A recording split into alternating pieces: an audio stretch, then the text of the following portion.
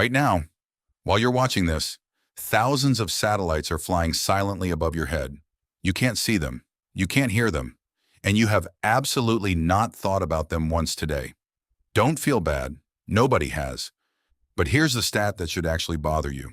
Starlink alone has 6,500 satellites up there right now, more than every country on Earth, combined. One company, more satellites than every government, every military, every space agency on the planet, put together. Let that sit for a second. Anyway, tomorrow morning, every single Starlink satellite is gone. No explosion, no warning, no Elon tweet that says, "Interesting development." They just disappear. Nobody notices. At first, and for the first 20 minutes, absolutely nothing happens. Your phone works, YouTube loads, Netflix is still asking if you're still watching, which, yes, is somehow more personally offensive every single time. Your boss's 7 a.m. email arrives perfectly on time, as it always does, as it always will. There is no escape. So you think, okay, nothing changed. Starlink was just Wi-Fi for campers anyway. You are completely, spectacularly wrong.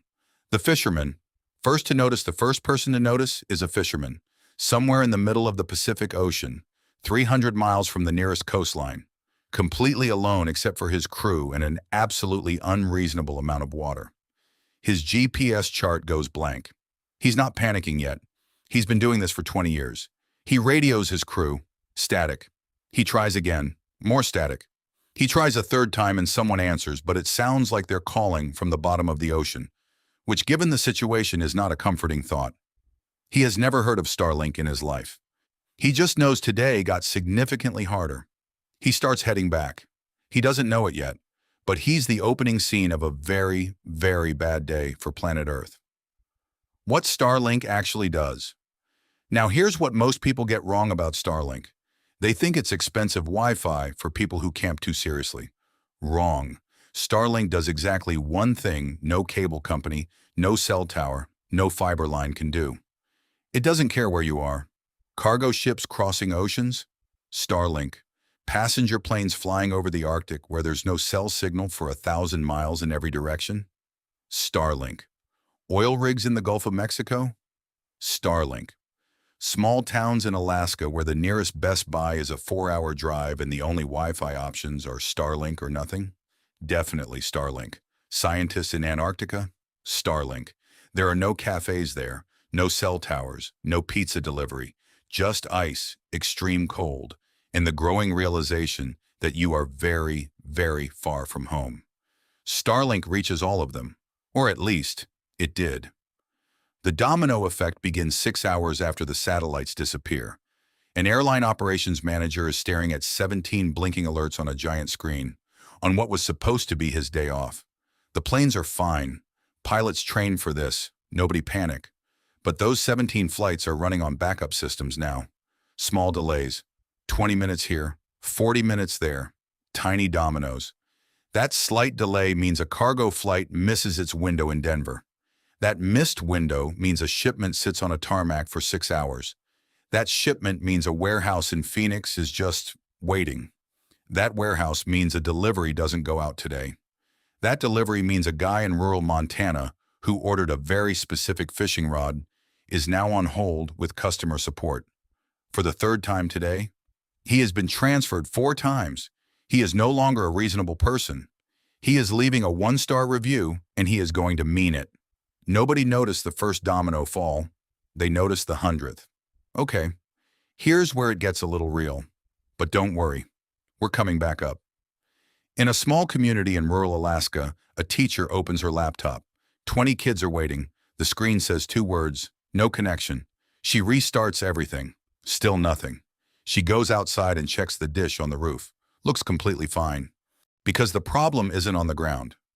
Now here's the part that's funny and terrible at the same time. The school's IT support is a guy named Dave. Dave is 300 miles away. Dave is also dealing with the same outage. Dave's solution is to ask her to restart the router. She has restarted the router 4 times.